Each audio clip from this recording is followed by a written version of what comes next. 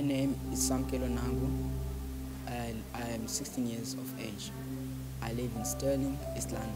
What I've done that I'm most proud of is basically having a focus on my academic achievement that has opened doors for me through this scholarship.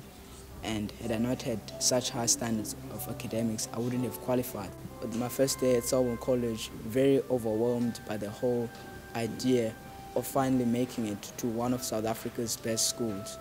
My family is very proud of my success. They obviously very happy that I've came to a school that has got a very good reputation, and they're very happy that one day I'll make great success of my life. What's most important to me is achieving my goals. I always set myself standards that I would like to achieve during a certain period of time. And what's very important for me is that I achieve those standards, and that brings me a feeling of satisfaction. I like and I enjoy engineering, graphics and design, so I would imagine working for a company in engineering and obviously having a family of my own and supporting my family and enjoying a very successful life.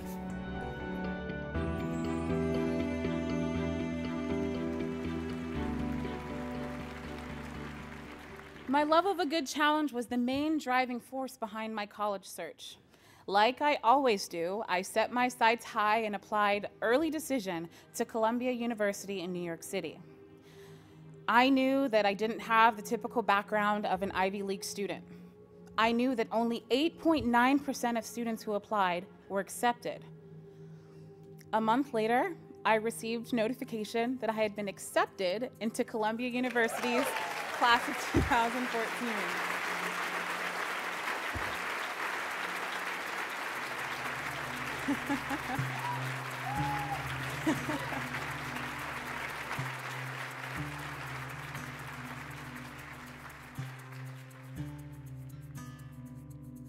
My name is Brittany Carol Watts. I'm in Rainier Scholars Cohort 2. I went to University Prep in Seattle, Washington, and I go to Columbia University.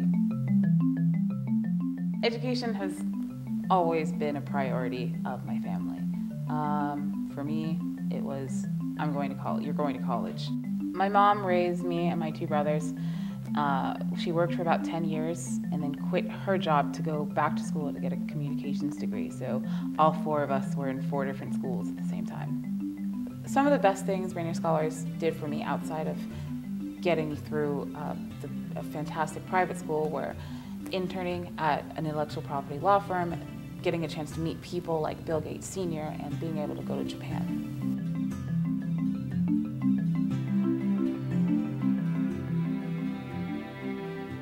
One of the key advantages that those experiences at least gave me was to realize that when I go to an interview or when I meet a person of high social standing, it's not about rank or class or whatever. It's about the fact that they are a person and I'm a person, and you're connecting on some interhuman level.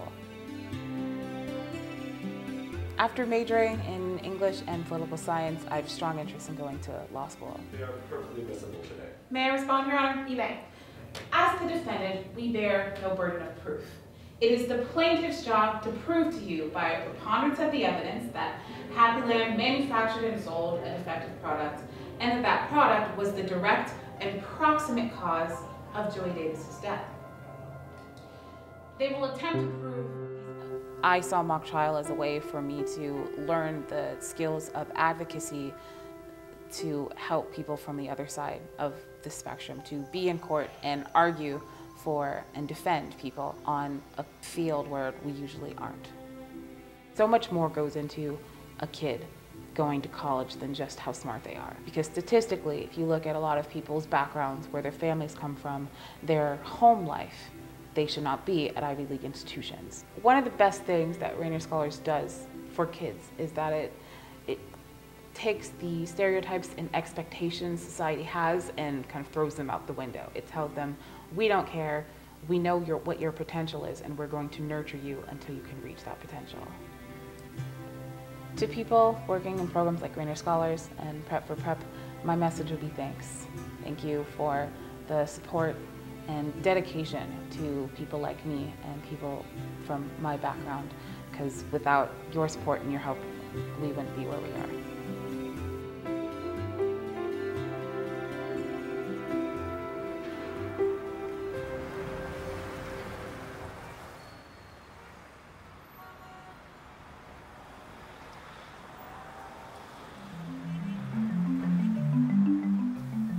I'm Vicente Diaz, Prep for Prep 9, Contingent 5, matriculated to the Holderness School, and then I went to Brown University for my undergraduate studies, then went to Yale School of Medicine and followed that up with Yale School of Management for an MBA. I did my internship at Cornell, my surgical residency in ophthalmology at Yale New Haven Hospital.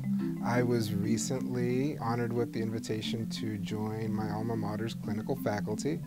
And so one session a month I will be teaching Yale residents as well.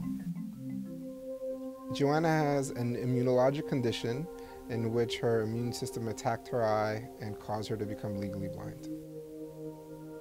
Her vision was debilitated in this eye to the point that she couldn't recognize the face of loved ones. Once we were able to control her disease, she became a surgical candidate. So there's a special connection that you make with patients when you understand the culture. And in Joanna's case, her family had this immediate attachment to me because they realized not only did I know what I was doing, but I also knew where they came from. They were Dominican, and my parents are Dominican, and there was something about the way we spoke to each other that really drew them in. And they really were thrilled that I was the one who was going to personally be doing her surgery.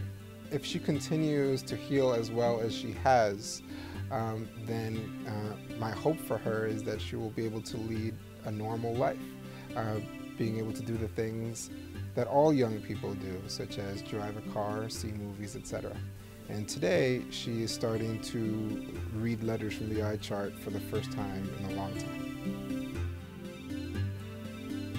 As gratifying as it is to help one person like Joanna, I recognize that through technology development and through business, I can help millions at a time. Glaucoma is the world's leading cause of irreversible blindness. The way that we currently treat glaucoma, we wait for vision loss to manifest itself. I think we can do a lot better. I think waiting until vision loss has happened is in some ways a failure. So I've developed a device in which a microchip is implanted in the surface of the eye, which measures the eye pressure in between office visits. And if the pressure ever goes to a dangerous level, a message will be delivered in real time to the patient's iPhone or BlackBerry, which will let them know that they should take their medicine, thereby avoiding vision loss. I was always ambitious, and I always knew where I wanted to go, but Prep for Prep gave me the tools to get there. Prep for Prep is a brilliantly inspired program, and I think it's years ahead of its time, and I think that the impact that it has not only on its alumni, but hopefully on society at large is, and I think will continue to be, very powerful.